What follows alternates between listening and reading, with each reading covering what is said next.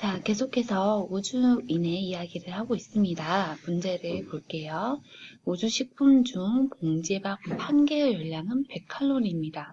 봉지밥의 수와 열량 사이의 관계를 알아보세요. 라고 했습니다. 자, 우주식품 중 봉지밥 1개의 열량이 100칼로리라고 했습니다. 그러면 봉지밥의 수가 2개, 3개, 4개로 변할 때 열량은 어떻게 변할까요, 여러분?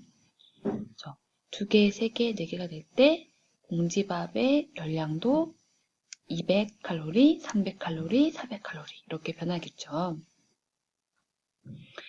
자, 그러면 봉지밥의 수를 X라고 하고 우리가 배웠던 또 열량을 Y 칼로리라고 할 때 다음의 표를 한번 완성해 봅시다. 자, 봉지밥의 수가 1개일 때 X가 1일 때 열량은 100이었습니다. 그죠? 그러면 봉지밥의 수가 2배가 된 2일 때 열량은 몇 칼로리가 될까요?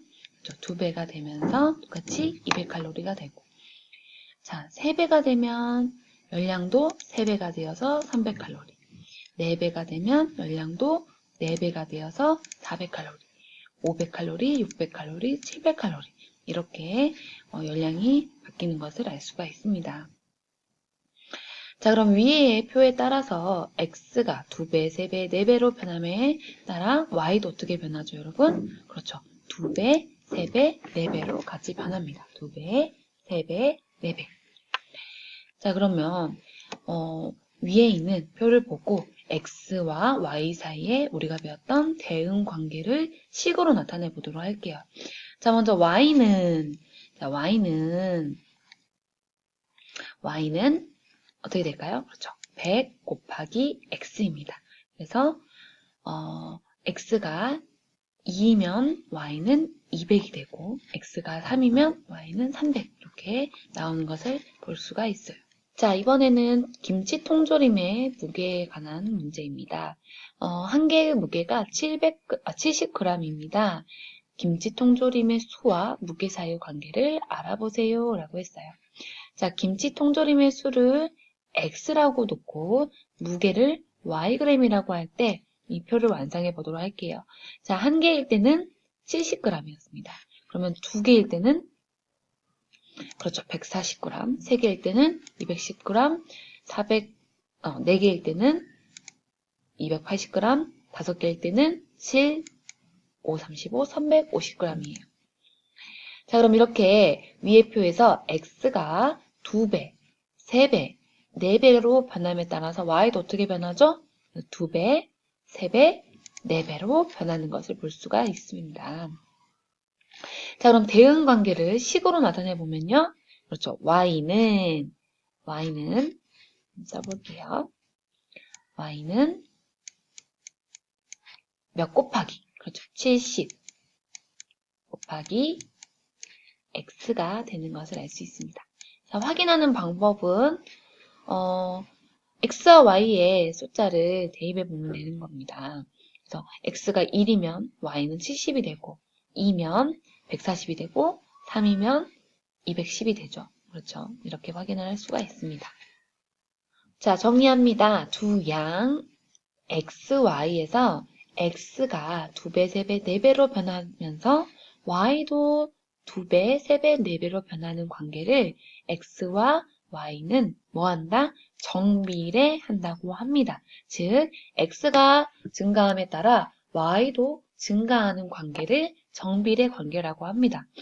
그리고 한 가지 더, X와 Y가 정비례할 때 다음과 같이 이렇게 비례식, 식을 나타낼 수가 있죠.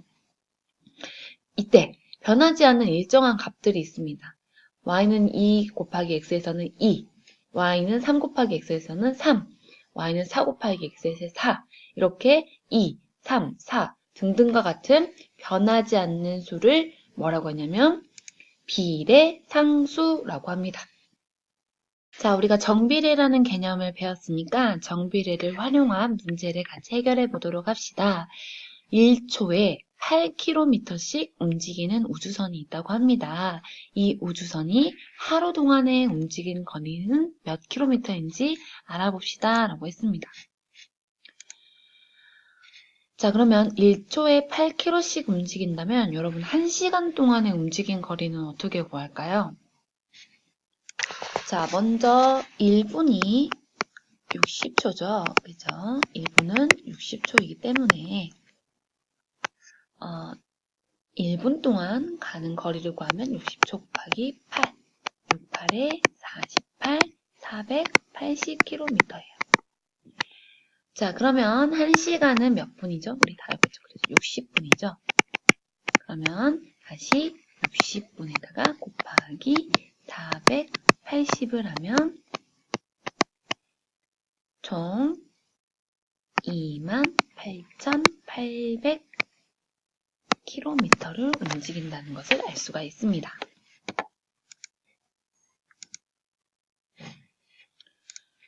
자, 그러면 움직인 시간을 X시간, 움직인 거리를 Ykm라고 하고 X와 Y 사이의 대응 관계를 식으로 한번 나타내 봅시다.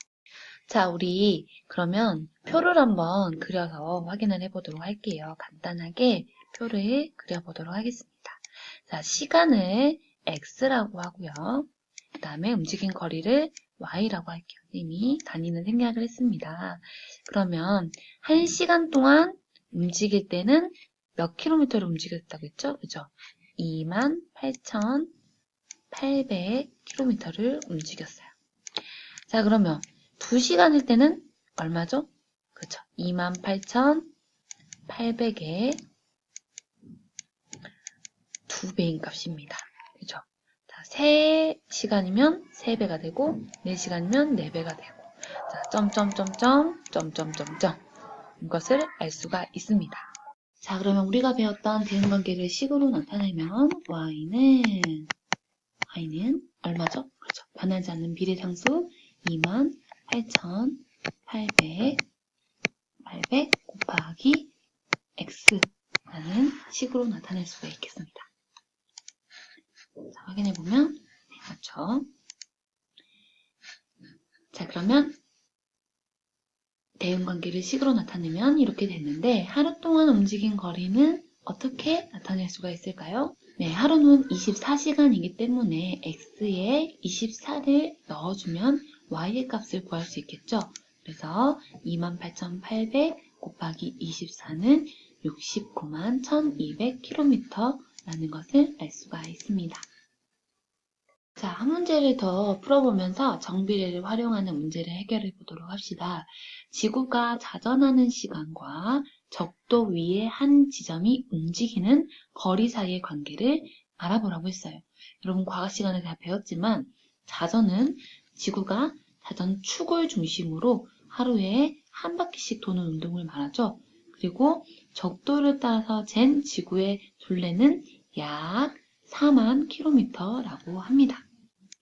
자, 적도를 따라 잰 지구의 둘레가 약 4만 km라고 했고 지구 한 바퀴 도는데 24시간이 걸리는 걸 우리가 알고 있어요. 그러면 적도 위의 한 지점이 1시간 동안 움직이는 거리를 알려면 어떻게 구해야 될까요? 그렇죠. 정거리에서 시간을 나눠주면 되겠죠. 그러면 1시간 동안 갈 수 있는 거리를 파악할 수 있습니다.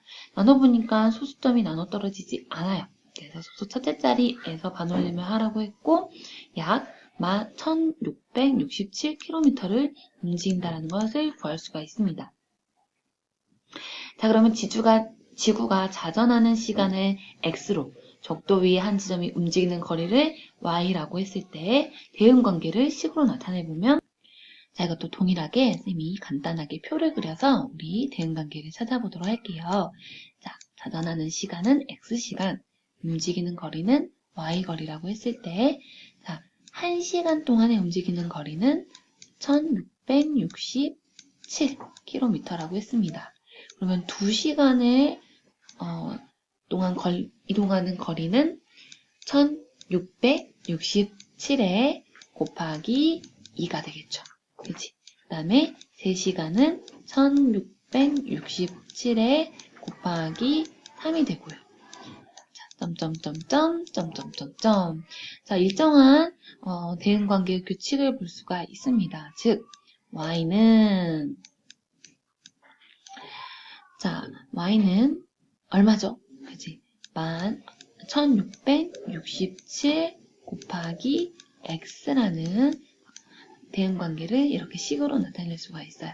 자, 여기에서 비례상수는 얼마죠? 그렇죠? 변하지 않는 수는 1667입니다. 자, 그러면 10시간 동안 움직인 거리를 구하려면 어떻게 해야 될까요? 그렇죠.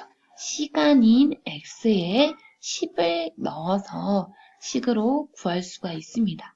즉, 1667 곱하기 10시간을 하면 16,670km라는 것을 알 수가 있죠. 자, 한 번 더 문제를 풀 수가 있습니다. 그렇다면 3일 동안 움직인 거리는 어떻게 구할까요? 그렇죠. 하루가 24시간이기 때문에 3일 동안의 시간을 구할 수가 있겠죠.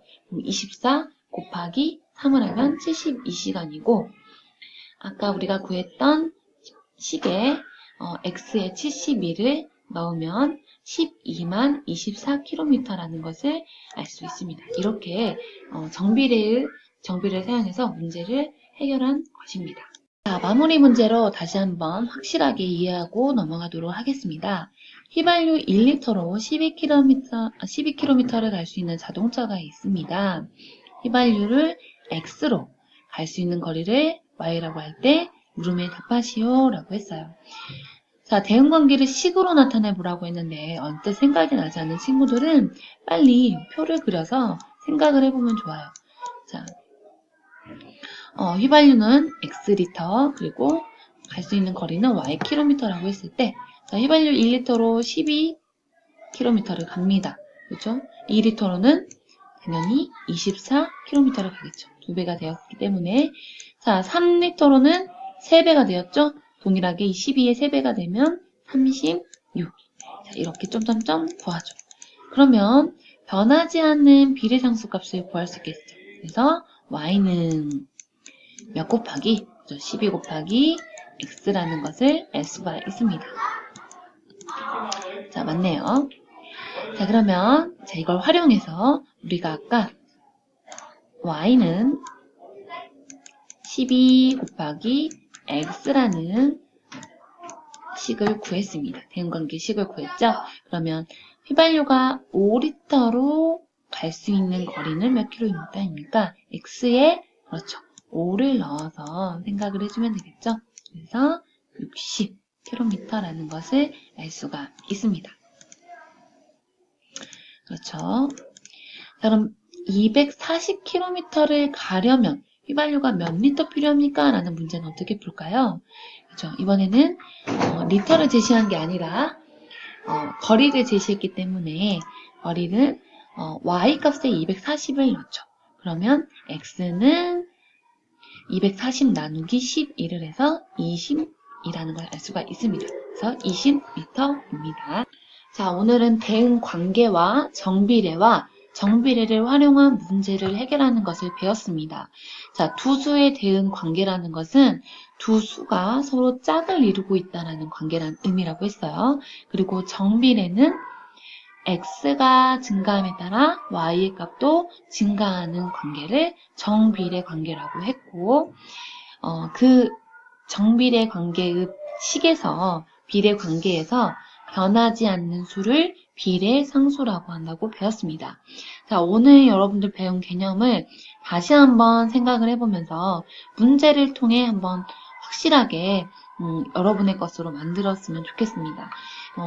정비례는 문제를 많이 풀어보고 문제를 통해서 여러분들이 해결하는 방법을 꾸준히 찾아보는 것이 좋을 것 같습니다. 자, 오늘의 수업은 여기까지 하겠습니다. 이상으로 수업을 마치도록 하겠습니다. 감사합니다.